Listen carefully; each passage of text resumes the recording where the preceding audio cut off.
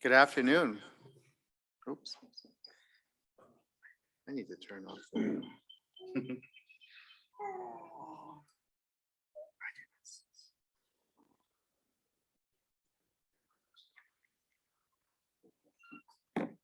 Maybe I need to redo it. Hold on.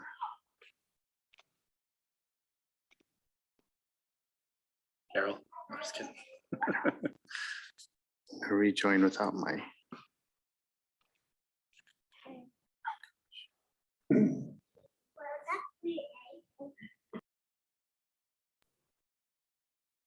Okay, good afternoon, welcome. This is the City Council work session for Tuesday, January 4th, 2022. Our first work session for the year. Hopefully this will be a year of great accomplishments for our city and keeping our city moving forward. I want to welcome our newest council member, Sarah Menser, to the team. Welcome aboard. And our other council members who won their re-election for another term, council members Sternad, Harper, and Jensen. We'll have the swearing in ceremonies on Thursday for each of them.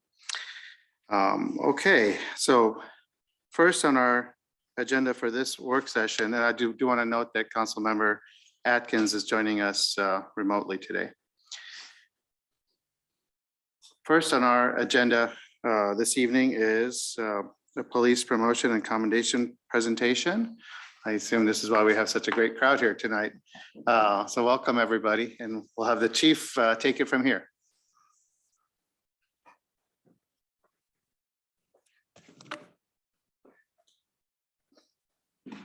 This actually represents everybody on the department that does not have COVID right now. So forgive us if you would bear with us a little bit. I'm going to take my mask off.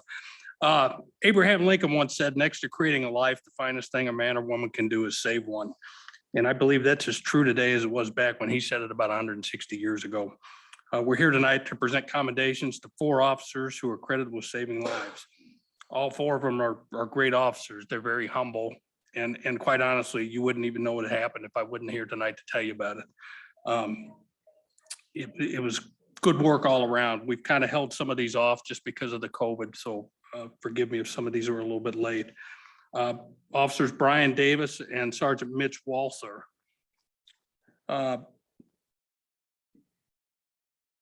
They're getting the commendation for actions taken on October 22nd, 2021. They were working a high school football game up at Linmar.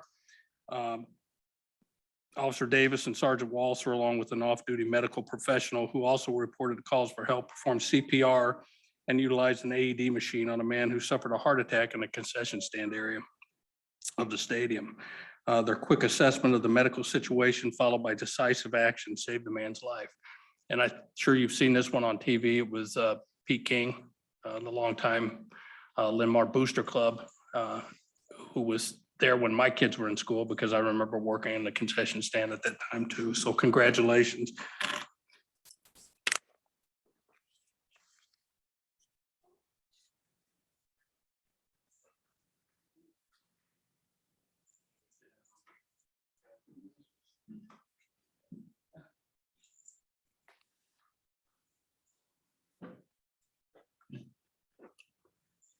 Reagan Kerfman. On August 26, 2021, Officer Reagan Kerfman was dispatched to the 900 block of Grand Avenue, reference a man who was unconscious and unresponsive. Officer Kerfman was the first officer on the scene, quickly assessed the man's condition, and began performing CPR when he did not find a pulse. Officer Kerfman continued administering CPR until other police and fire units arrived. Officer Kerfman's efforts were credited with saving the man's life.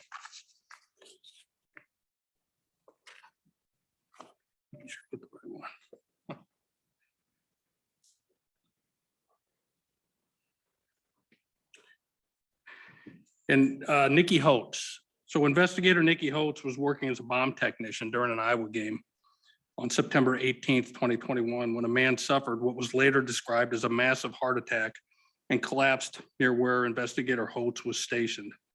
Investigator Holtz ran to the man, determined he had no pulse, and began performing CPR. She continued compressions until other police and medical personnel arrived. Ultimately, a defibrillator had to be used to bring the man's heart back into rhythm, but the doctors credited Holtz's initial response and CPR with saving his life.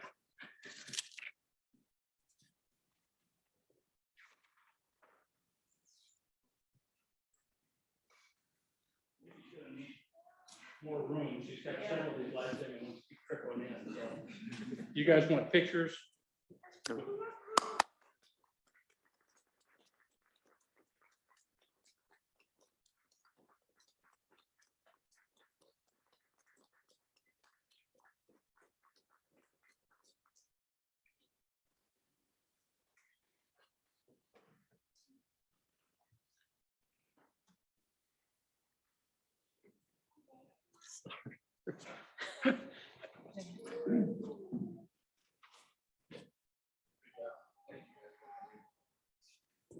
Thank you, Chief. These are very well deserved commendations, and we really appreciate what all our officers do on the police department team. And we pride ourselves on having the best of the best on our team, and you certainly represent that. And thank you so much for everything you do for our city.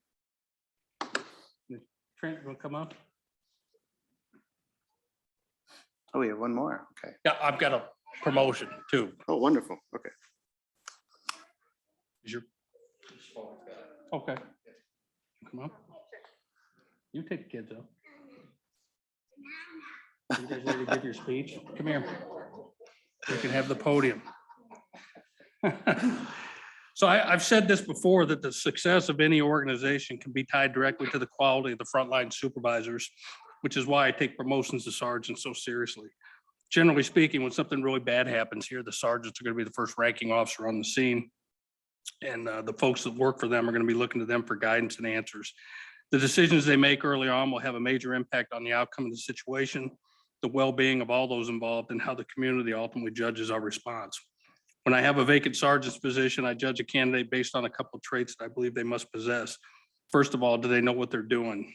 Have I seen their peers consistently ask them for opinions and answers to questions? Because I know if that's happening, they're well respected and they understand what we're supposed to be doing.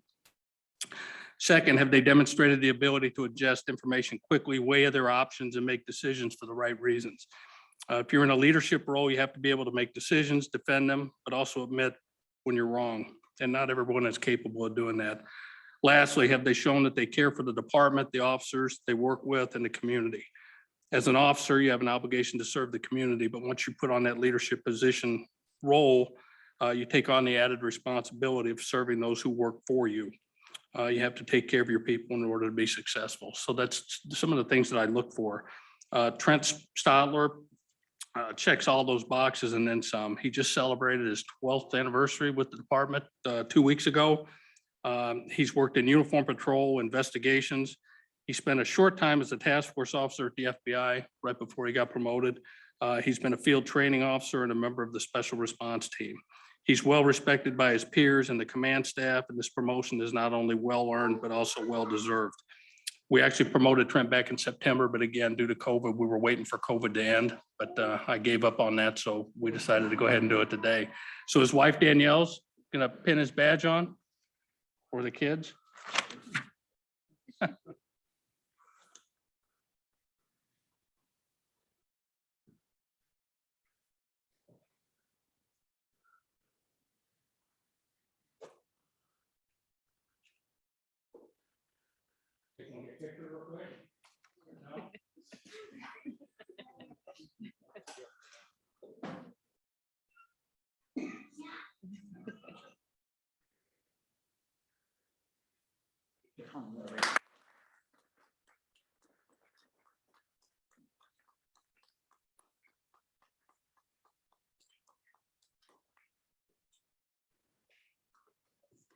Congratulations, and thank you again for everything you do.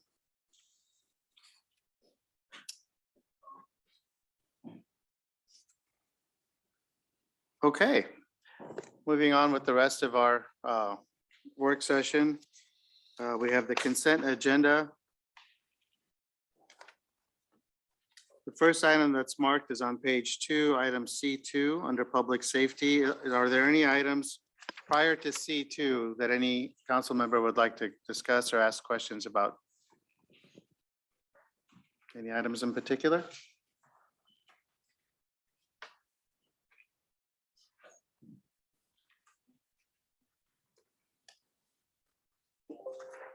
Okay, then we'll go to C2 under public service.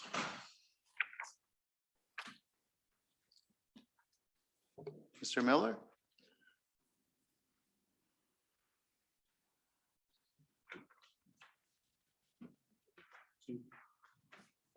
Public service or? Oh, public safety, I'm sorry. Okay, yeah, I'm sorry. That's my. Go ahead, let's see how it goes. Come on. Sorry, chief. No, that's okay. Go ahead. Your Honor. Yes, Your Honor, we would like to apply for the SAFER grant that is offered by FEMA and the federal government, Department of Homeland Security. We've never applied for this grant before, but I feel that it's important to. We're finding with our call volume and the response times that it's taking and our news station. If you remember in 2015, we had this study done saying we needed 4 stations. And at that time, when they said that we needed to build a 3rd station, they said we needed 15 firefighters.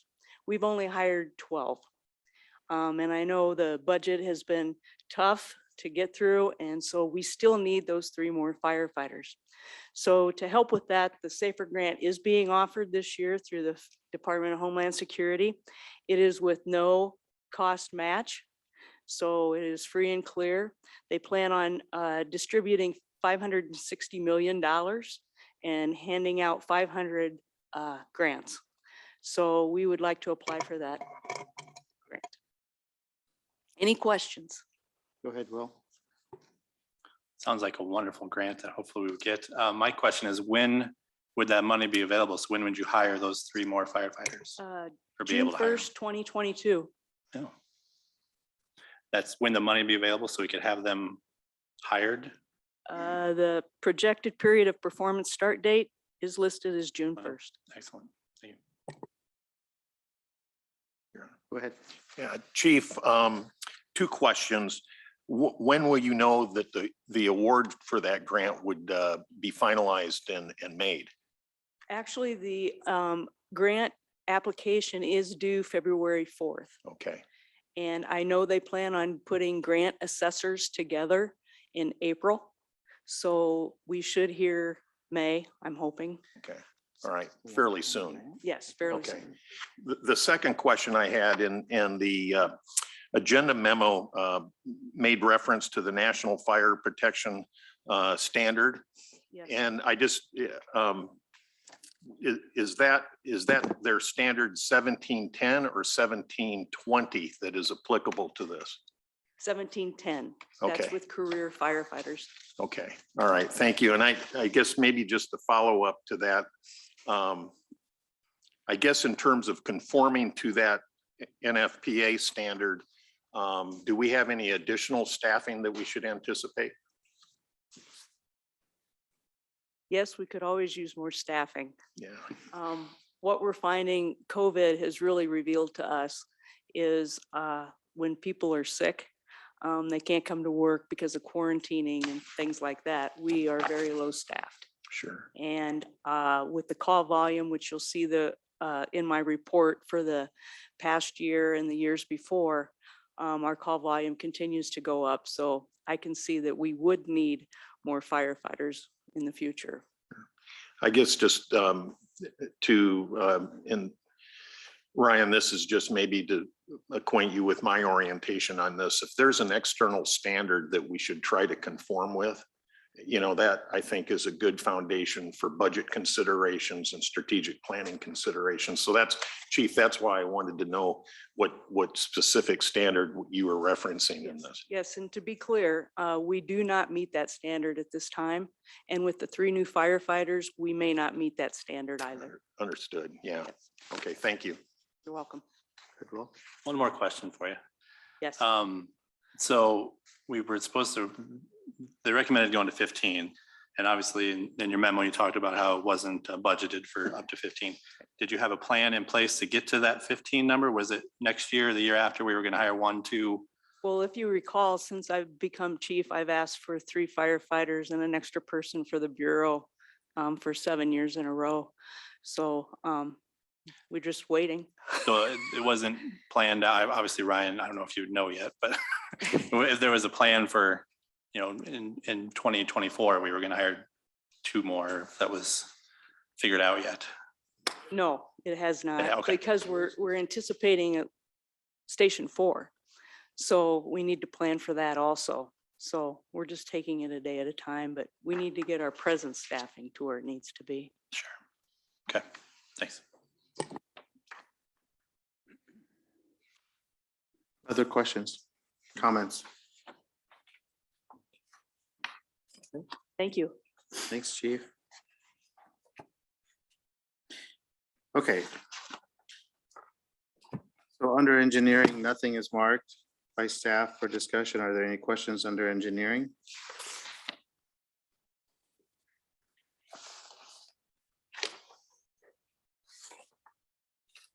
And there's one item under community development, which is not marked. Any questions on that?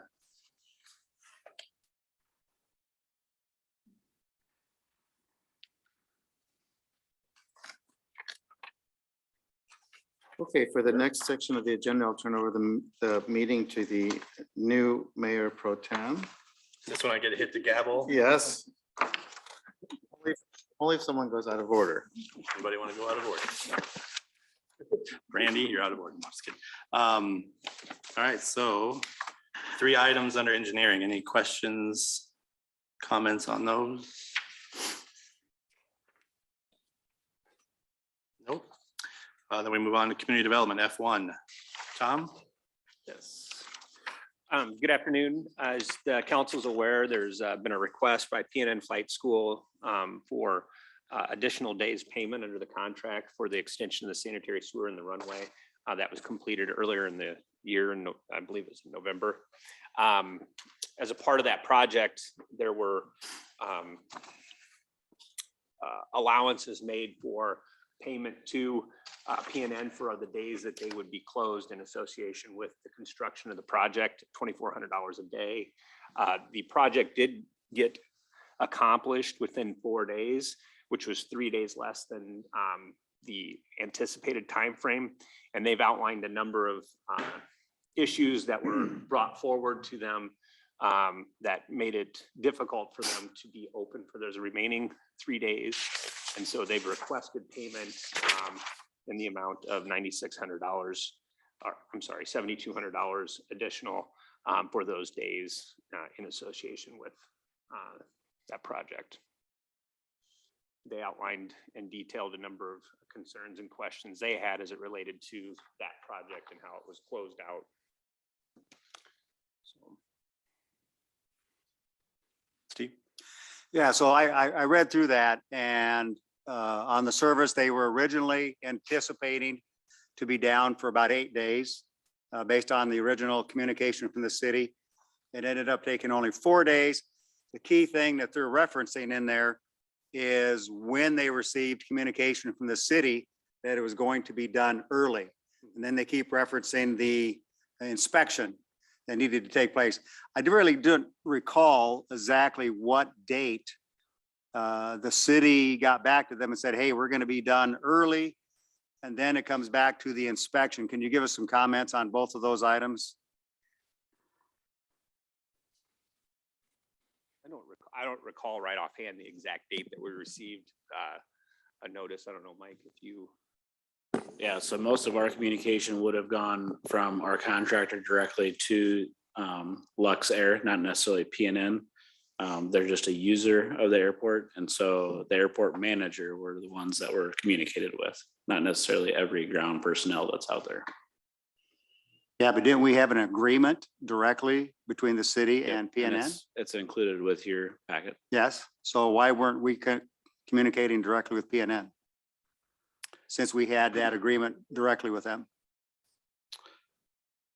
We dropped the ball. Okay. So the inspection is another aspect they're referring to on who was responsible for the inspection, and that seemed to be a little point of I think confusion. One of the questions would have been, and it's a good question, is that I don't know that we knew that an official inspection needed to occur to Okay. allow for the reopening, which would require them, which would allow them to remove the NOTAM. Right. And this is me speaking probably outside of my complete knowledge base, but that was a concern that I know we received an email. And we didn't really know where to go with that immediately.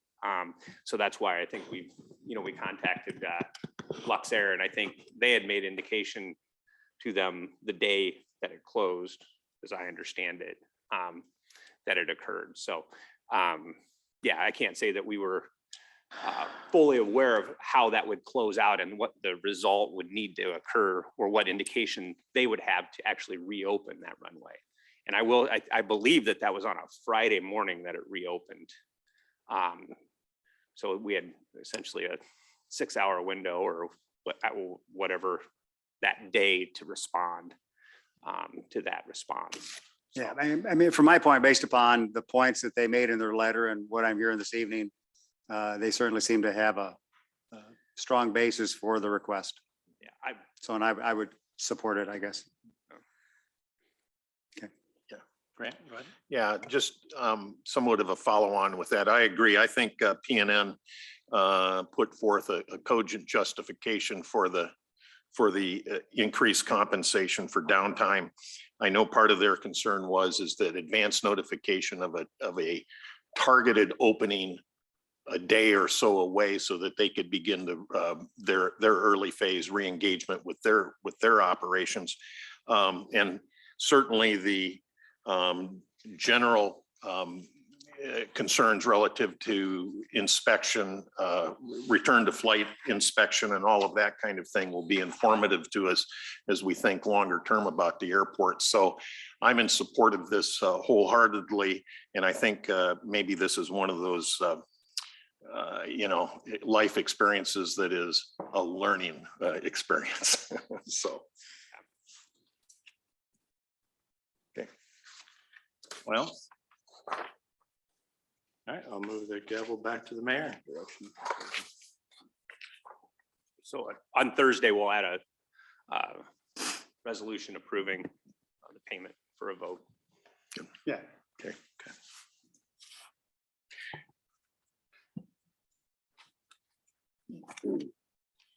Okay, on the regular agenda, item A1 under administrative services is marked for discussion. Resolution adopting the COVID-19 vaccination policy.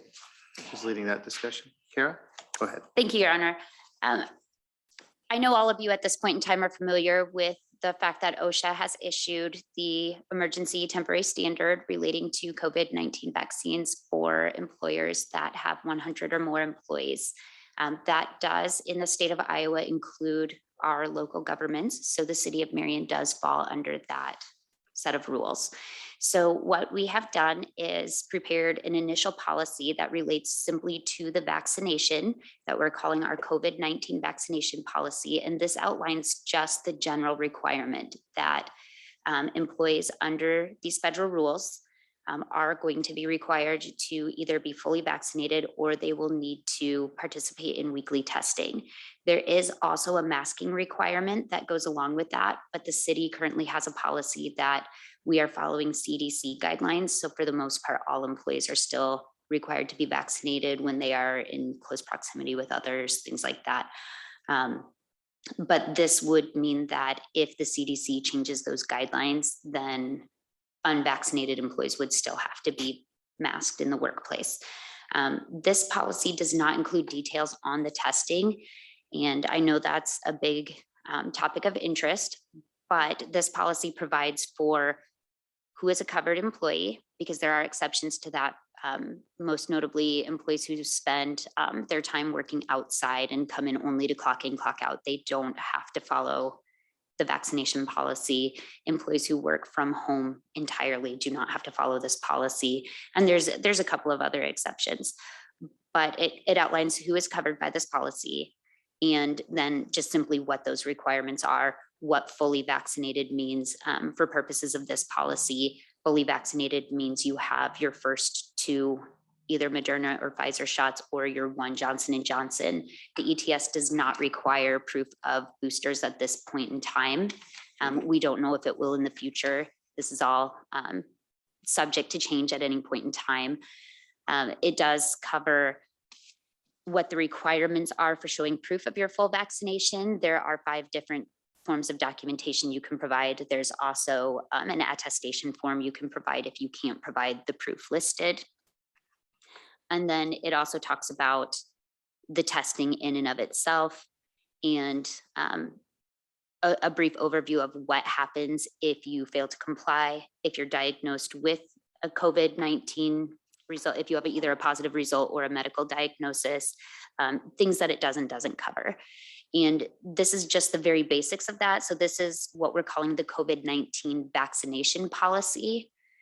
As we gather the vaccination status from each of our employees, then Kirsten is going to get a better idea of how many employees we're looking at that will need to be tested. And we're going to explore different possibilities for that testing, because there's going to be different things to consider. I know one of the big conversations we've had is the cost of testing, who will bear that cost, what that process is going to look like. And there's going to be some different cost benefit analysis to that. So we want to make sure we have that information for you before we ask you to make a decision on that. At this point in time, we just simply don't have enough information.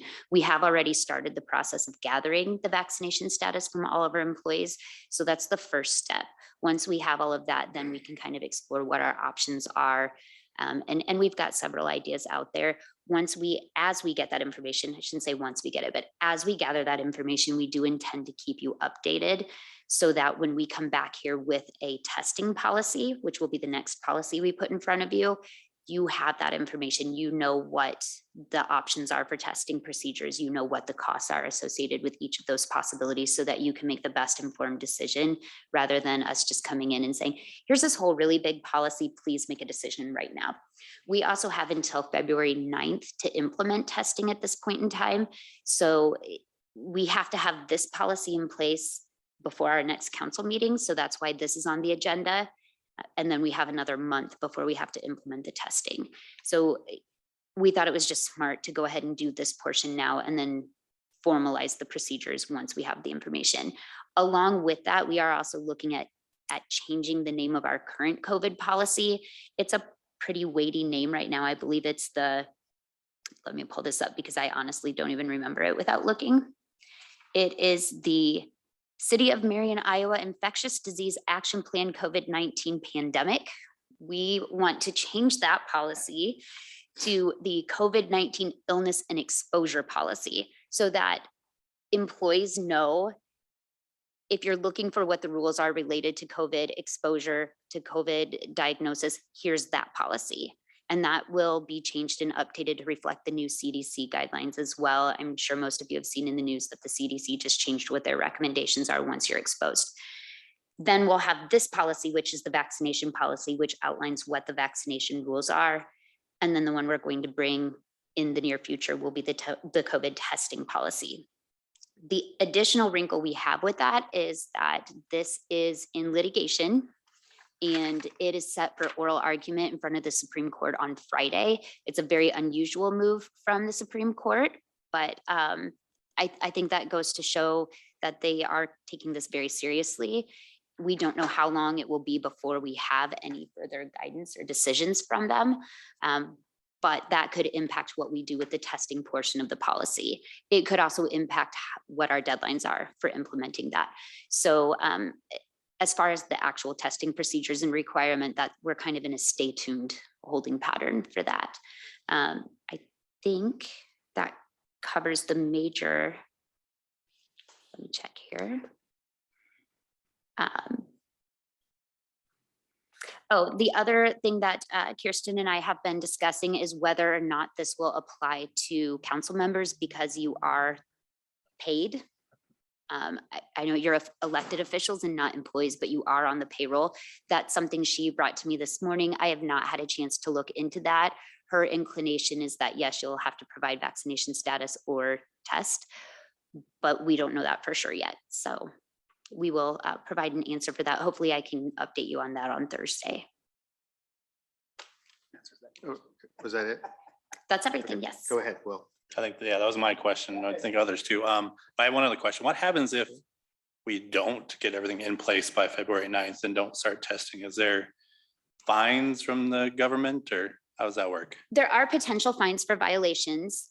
One of the things that is stated in most of the rules is that we have to be making a reasonable effort to be in compliance. So if we move through this and find like we can't get tests for everybody, we also can't shut down the city. If Deb can't get all of her firefighters tested, we can't just send everybody on vacation and say, hey, nobody set their house on fire this week.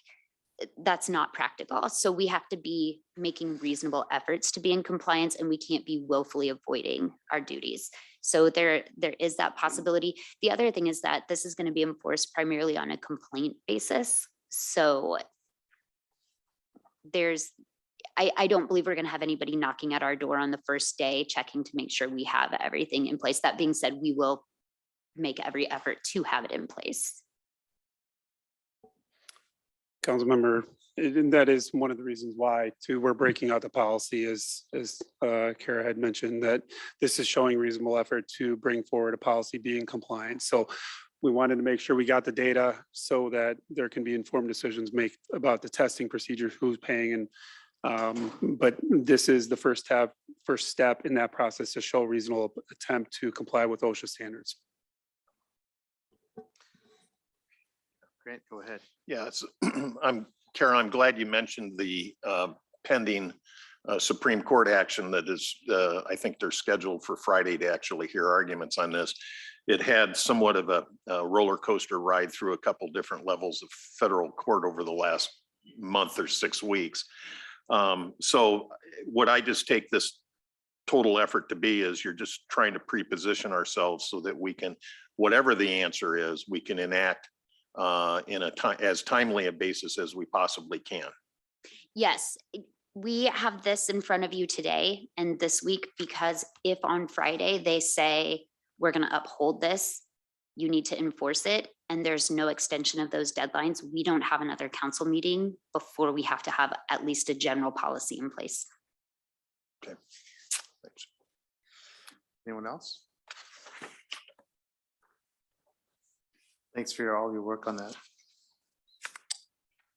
Okay. Item A2 is also marked for discussion.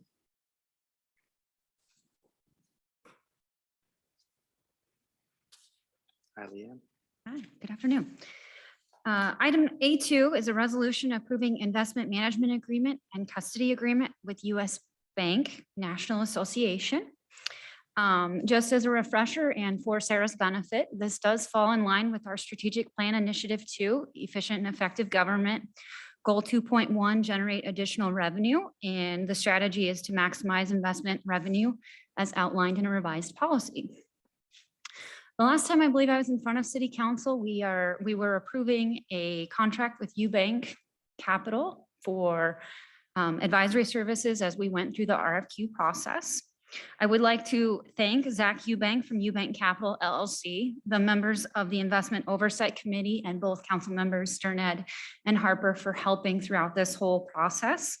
The agreement before you, I have gotten US Bank to change a couple of the terms.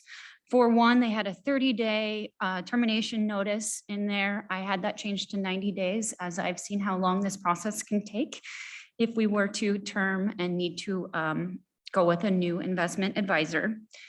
There is a $20,000 minimum annual fee, which is 14 basis points.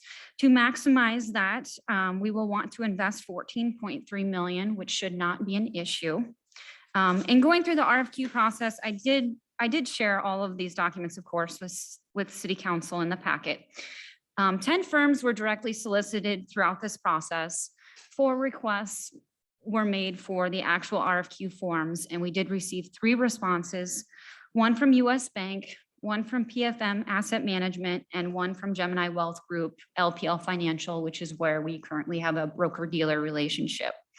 Out of the three, US Bank had by far the best pricing. In addition to having the best pricing, they're also able to provide the custodial services. Whereas if we'd gone with PFM Asset Management, PFM actually would have contracted with US Bank to provide that service. When you added that, also US Bank right now is under a potential merger or potential acquisition of PFM Asset Management. It made complete sense to go with US Bank National Association. And the other thing I will say with the agreement, I did get the state changed from Minnesota to Iowa. So are there questions? Questions? Randy? I don't have a question. I just wanted a comment overall. You know, Leanne, we've talked about this, and I just wanted to share again with the council and the public, the appreciation that you, Brian, your department, all the volunteers that make up that oversight committee. There's an abundance of knowledge and education and tools that are at our resource. So I just wanted to commend you, and this is definitely steering us in a different direction than what we've had in the past, and puts us on a whole new platform when it comes to our assets and finances under management. So I just wanted to say kudos. Yeah, thank you. Thank you. Go ahead, Steve, and then Grant. So I know part of this was to also kind of document and streamline our process and give us an investment policy, an updated investment policy. But then we talked about wanting to have some cost savings. Is there an estimation of what this is going to save us by making this change?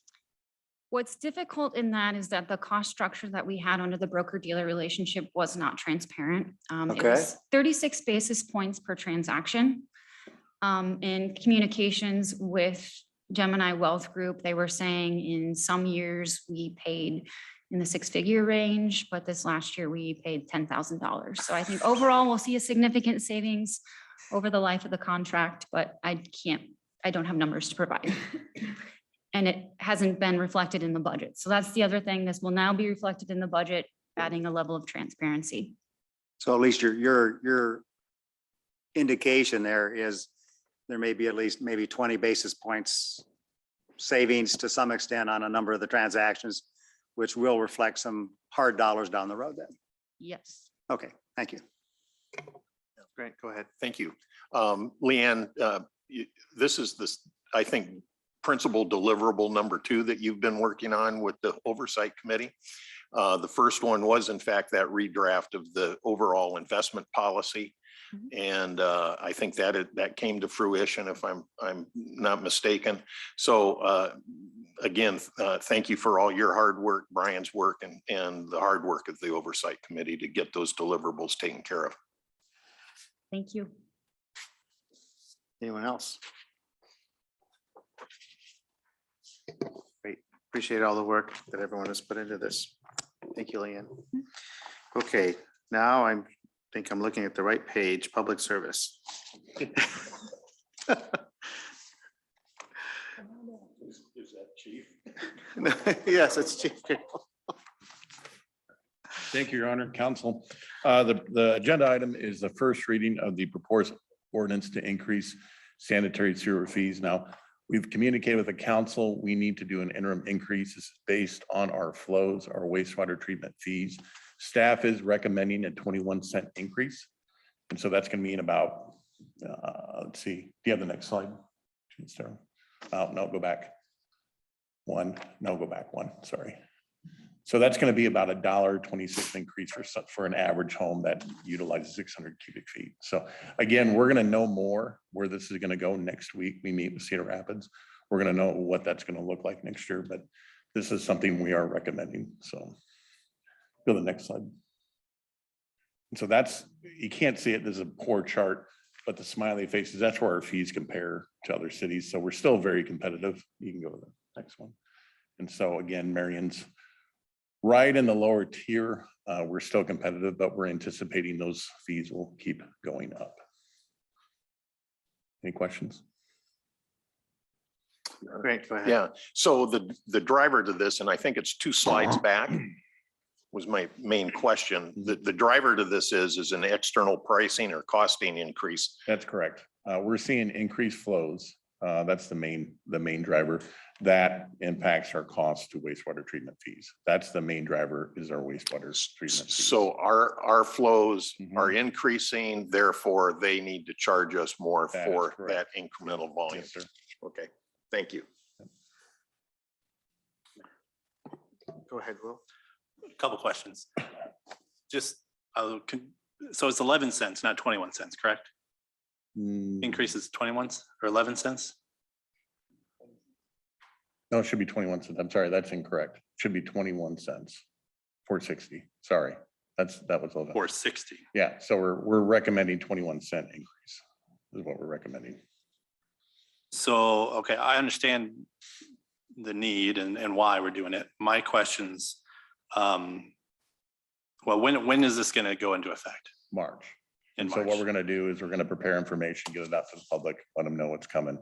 But you are recommending a March inlet. Okay, so that was my other question is how are you going to let the public know? And how can we explain it to the public why we're raising it again? Because we just raised it a year ago, less than a year ago. Probably in June. Yeah. yeah. So I would encourage somehow to get that out to the We are, public. we're planning that. We'll do what we can to get out in the public. Be perfectly honest with you, we were gonna put in a water bill insert. Most people don't read that. So we'll put on the website, maybe the Marion Messenger. Sure. But yeah, absolutely. We gotta explain to them why. We get social media posts Yep. about it too. And then, sorry, I had a few things written down about this one. Do you anticipate another rate increase coming along soon since We do. how far out, like this year So it'll be still? next fiscal year. We'll anticipate that. And so, as I said, next Friday, I believe we meet with Cedar Rapids. We'll have more information then. So the next time we meet, if we go to the second reading of this, hopefully we'll have some more information we can share with the council. Then we go through the budget development phase. We'll have some more information we can share as well. Okay. So That information, I mean, how is that going to impact what we do here? So depending on so Cedar Rapids, they'll share us what our costs are going to be next year. So From is this for point, next yeah, year. this will be next fiscal year. From this point, we'll have a plan how to address those the next fee increase.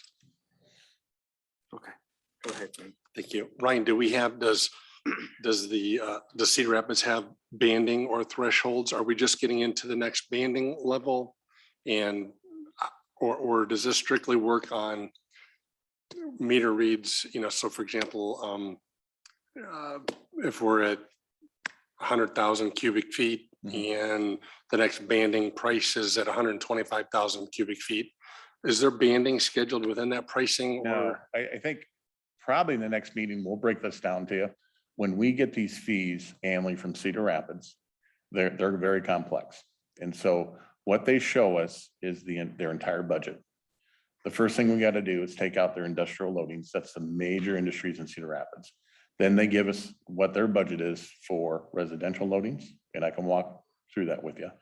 From the residential loadings, we have a proportionate share based on our flows, what we're going to pay the next fiscal year. Okay. What really bit us this last year is that we had what we call surcharges. Okay. And those surcharges, that the increased flows, which a lot of it I think is due to COVID, things like that. People are at home. And so that's what we probably saw. But we'll know more what our residential share, our proportion is for next year. okay, We just don't have that information yet. Cedar Rapids doesn't really share that with us until January typically. So we just don't have that yet. So next Friday, we're hoping to have that. okay, great. Thank you. Appreciate that. Yeah, hold on.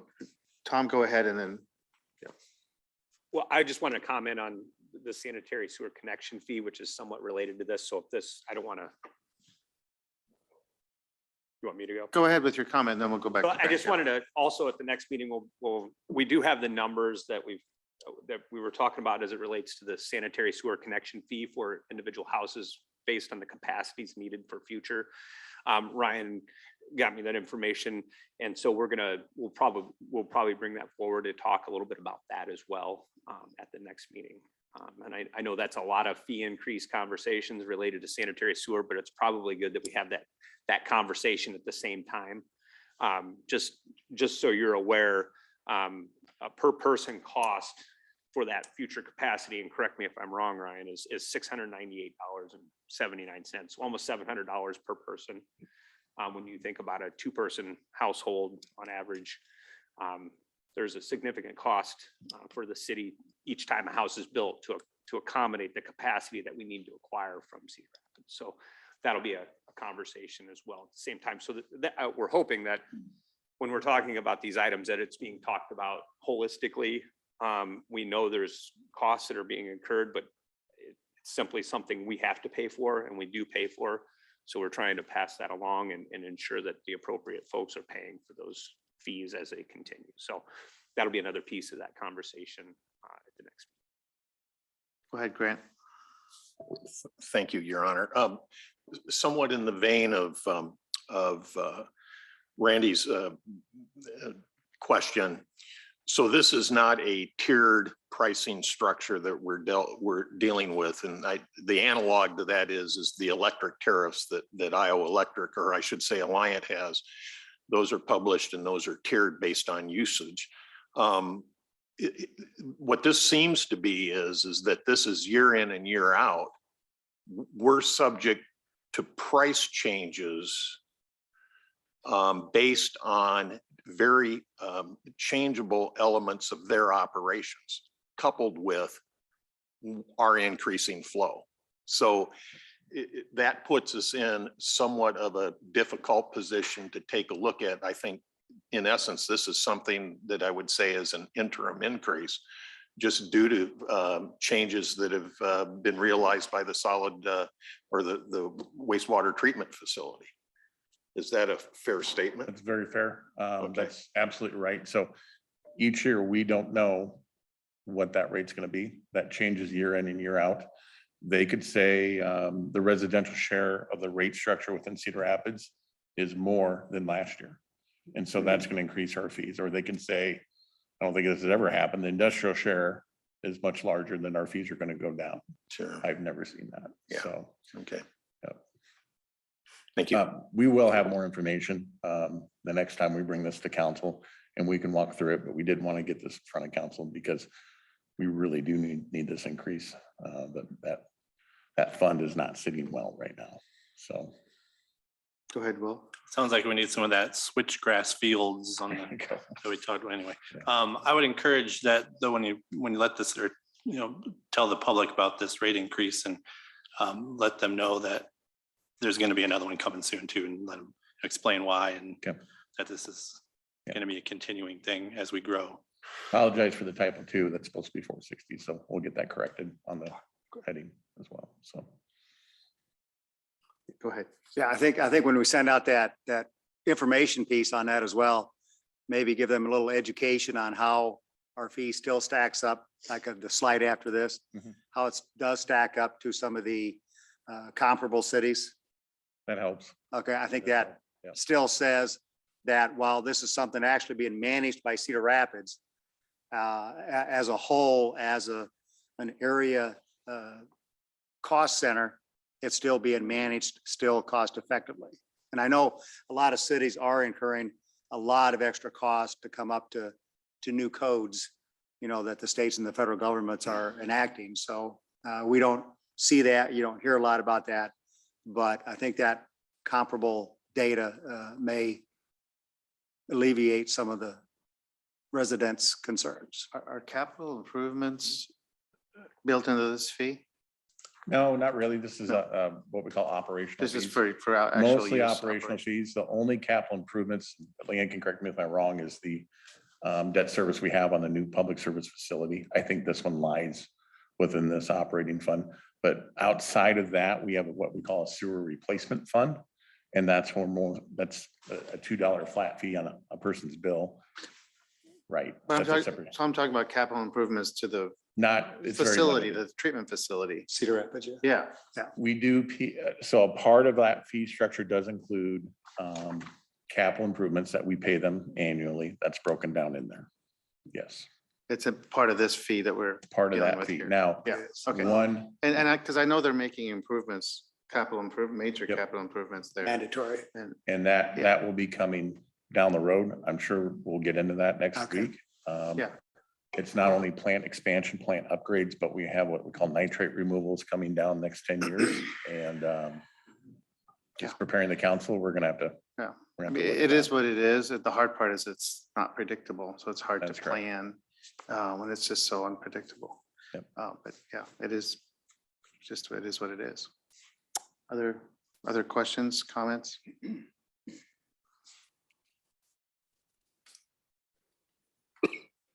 Okay, Thank you, sir. thank you, Ryan. Okay, under engineering, first item is marked. Mike? Yes, Your Honor. So the city of Cedar Rapids and Lynn County, as part of their ARPA funding, they do have a deadline of January 7th. So unfortunately, we don't have a lot of time to put that together. So what they have is they're offering up $11 million of their ARPA money. 5.5 million of that is for sewer and water infrastructure.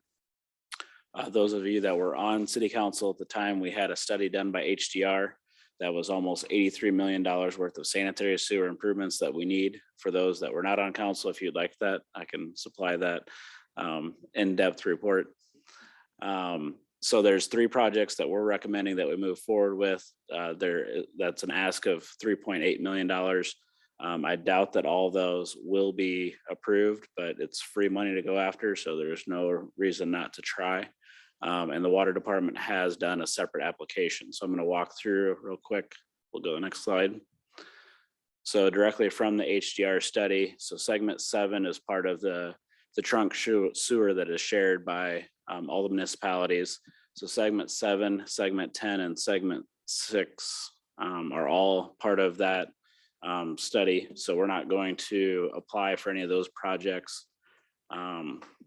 So we're going to start with what we're calling Project 4, which is Indian Creek Trunk, 10th to Albernet, and Project 5, which is Albernet Road and Lyric Drive. So we can go to the next slide. Something got cut, or no, both projects are on there. So Project 5 is the red project and Project 4 is the blue project. So we would apply for those projects as one project for the ARPA funding as one application. And then if we go to the next slide. So then back to the HDR study, again, we start talking about the Christopher Creek and the I&I issues. And again, this is part of that really big master study. If we go to the next slide. So there's 3. The Project 6 is the Christopher Creek, which is actually a area 2, which was a lower priority as far as growth areas for the city. The next segment in the center there is a section in Wanatee Park that is undersized. And then the one on the right is our I&I or slip lining project. And that alone was over $8 million worth of slip lining that we could propose to do. So if we go to the next slide. Here's our summary. So we're proposing to do 4 and 5 as one application together.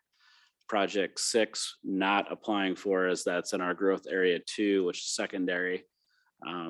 And then applying for Project 7, which would be the Wanatee Park improvements, which is a fairly small project.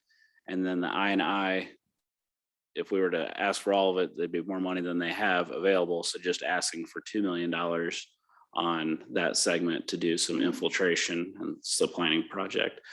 So it's a total ask of 3.8 as 3 separate applications is what we're proposing to move forward with. And if there's any questions or comments or council would like to change that direction, we're willing to discuss that. Why is Wanatee Park a city of Marion project? Isn't that the county? It is technically county, but that's our pipe that's in there. Okay. Anyone else? Go ahead. Yeah. So the total amount of money available is on the order of $15 million. 11 million is available, to only 5.5 is for infrastructure, which would be this amount. Okay, and that 11 million is that available to Marion for other projects, or is that total to? So that is a portion of the bucket that Lynn County and Cedar Rapids has that they are offering out to the public. So it's anybody that's a Other tax entities. exempt Okay. entity. Okay. So we can apply as the city of Marion. Okay. And then in the ARPA FAQs that the county and the city had or Cedar Rapids had published, they said there would be a second round of funding in spring of 2022. How does that affect all of this? So we'll apply. Anything we don't get, we'll reapply. Okay. All right. And there's other needs besides infrastructure that are covered by these funds, if I'm not Correct. mistaken. So we would be fighting against anyone else that applies to try and get that money. Go ahead, Will. Just out of curiosity, do you know how much the water department has applied for, dollar amount wise? I don't. I just know that Projects. they've done an application. Thanks. Anyone else? Do you know, or Val, you're smiling. Do you know what the water department project is? I thought maybe you do. Yeah, I think it's over 1.5. Okay. 1.5. Yeah. 1.5, yeah. Okay. Any other questions or comments on this? Everyone on board with the direction that Mike's going with this? Okay. Great. Your Well, Honor, yes, go ahead. since our last update on the American Rescue Plan Act, we've conducted a community survey to get our community's input on how the community wanted to see those funds allocated. And survey is complete and we have the results, and staff is planning on updating you on the allocation process as well as the survey results on the upcoming meetings. Is there a deadline by which we have to have a plan for the dollars? We have to have all the monies obligated by 2024. Okay. And spent by 2026. Good to know. Great, go ahead. Just to follow up, Mike, I know you've got a due date this, what, Friday for this? All ready to go? Can I hand deliver it? It's actually an online form. Okay, good. Good. Well, I appreciate the staff's leveraging our ARPA dollars by seeking whatever we can get from the county's dollars. So good job on that. Okay, under community development, there are 3 items which are not marked. You have, go ahead. Yes, the public hearing should have been marked. My apologies for that. And I don't think there's slides in the PowerPoint to that point, but I believe Okay. that the council did receive a lengthy staff report Yep, related to the rezoning of property located west of Marion Boulevard, north of Twickstown Road. This rezoning request is a part of the property previously owned by the Hames Company. It was the sales portion for their manufactured housing. The property is currently vacant. And Talon LLC was a developer that came to the city and has applied for workforce housing tax credits. As a part of that process, they came to the council and presented a concept for how that could be developed.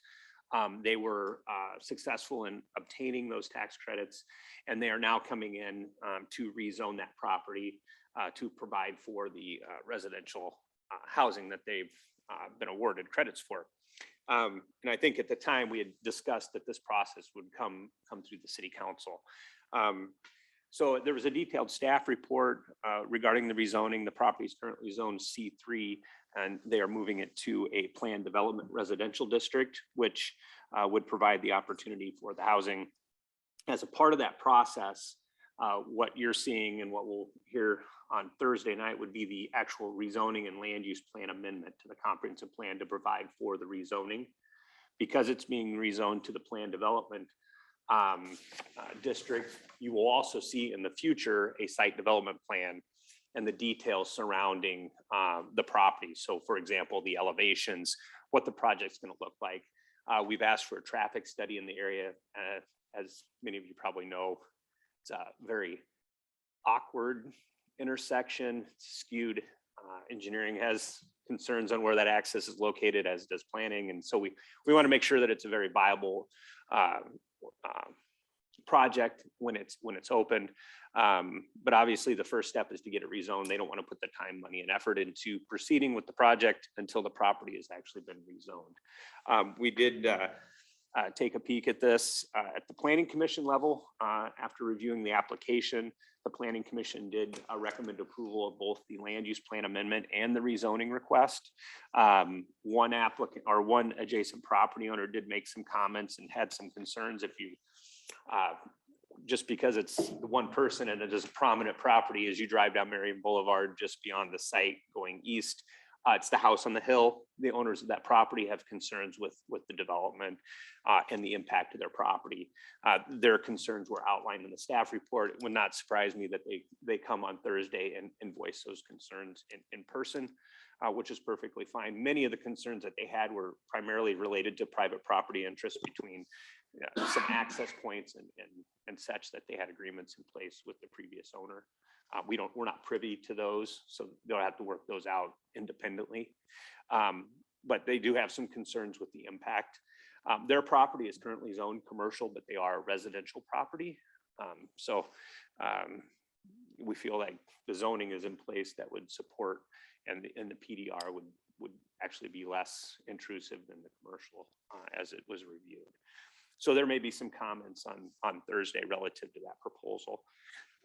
But outside of that, the Planning Commission reviewed the request and recommended approval of the rezoning and the land use plan amendment. On Thursday, I'll have the PowerPoint slides to be able to visually illustrate this for the public. I would point out that we also went out 300 feet surrounding the property as a notification. And as the only folks that attended the meeting were the folks that live in the house on the hill. So if there's any- How the townhomes, are they intended to be like a buffer between the Yep, they're kind of, the bigger building and the house? Yep. Yeah. I think it's a nice looking project. I think it's a nice redevelopment of that parcel. Yeah. Been kind of an yeah, eyesore for one a of the while. bigger concerns we've had, it is zoned commercial. If it was a commercial user in that location and it was a high traffic commercial user, we have a lot of concerns with how that would align and access both Twickstown Road and Marion Boulevard in that location. Any access point is going to be very, very difficult to accommodate. A couple of the questions that we have and relative to the site planning is how their access is going to be accommodated and where that's going to be located. Hence the traffic study that we requested that they provide. Go ahead, Will. Yeah, that is a not so great intersection there. I'm gonna say 8-9 years ago, I was in a car accident at that intersection where someone pulled out of Twickstown and I was heading towards Cedar Rapids and got hit. All the kids were in the car at the time too. Everyone was fine though. Anyway, couple comments on it. From looking at the diagram that they've got to the rendering of how they were gonna do it, it looks like the drive on Marion Boulevard would probably be at the stoplight, I would assume. Is that what we're hoping for or going for, or that's what? I think it's offset. One of the questions we have is that we'd like them to place the other intersections and surrounding properties so that we can get a good idea of that. They just focused on their property, but we need to know, and engineering needs to know how far away those intersections would be from each other. I would think that having that intersection at the stoplight would make the most sense. Would be ideal. And then I did notice, and from reading the report about the neighbor next door and their access point from behind, it looks like they are putting in a little drive for them to still be able to do that. And I hope that stays. If the developer's listening, or if you talk to the developer, hopefully that stays and they're good neighbors to those folks and keep that access point for them. I think their primary concern was maintenance and continued operation of that. So I have a feeling that those two groups will be talking. Steve, go ahead. So Tom, is there what is the timeline on when we're talking about the traffic study as this project moves forward? To me, that's going to be one of the very key issues on that entire area. Yeah, so the rezoning public hearing will be on Thursday, and then it takes 3 readings.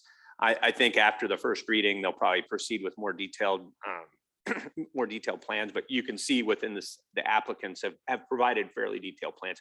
We've provided comments back, so we're quote unquote in the good negotiations Right. on the site plan. So I think they've probably proceeded. I don't know, Mike, if you have heard, but I'm assuming that they're proceeding with getting that accomplished. They'll want to move quickly on the project with the tax credit award sitting there as well. So I would imagine that the planning commission would be reviewing the detailed site plans and have those to council here in the next month. This is workforce housing. That's correct. Maybe I missed it somewhere, but what's the expected average rent? Do you know? I don't know right offhand. I can have that for Thursday though. I don't want to. I'm just curious. Yeah, I don't want to venture to guess, but I can have that. And Darren Andreessen, Assistant City Engineer, I believe he met yesterday with engineers to start the traffic study. Okay, other questions or comments on this? Randy, go ahead. Thank you. I just had a quick question. I know we had talked when we discussed this the last time, Tom, when it came up last year. Will there be rear entrance into this for emergency services? Are we just talking about the 2 main off the highway? Or are we talking about having the rear entrance still available for this? At this point, they're illustrating the 2 access points, one off Twittstown and one off of Marion Boulevard. And then I believe they're trying to make a connection to the commercial property to the east, where the Napoli's restaurant, so they could potentially access back there, I believe is the. So I'm assuming then, Free. But I believe there'll be at a minimum, there'll be the 2 required.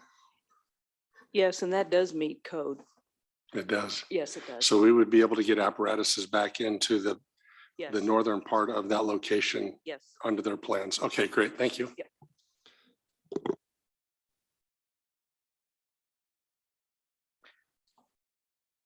Okay. Other questions? Go down to.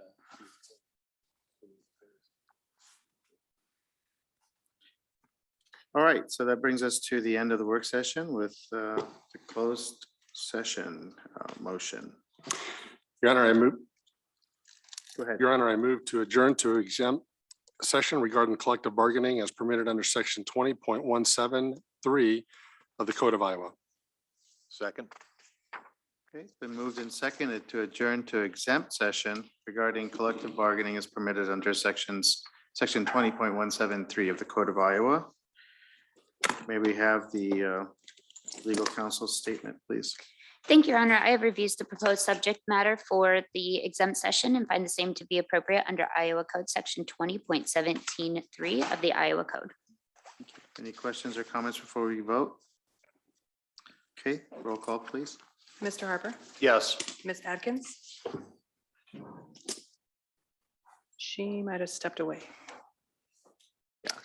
Mr. Jensen, Yes. Mayor Abu Wasley, Yes. Mr. Brandt, Yes. Ms. Menzer, Yes. Mr. Sterned, Yes. oh, Ms. Atkins. Yeah, Okay. sorry. Yeah, there she is. Okay. Well, thank you everyone for joining us, and we are now adjourned to the exempt session. Thank you.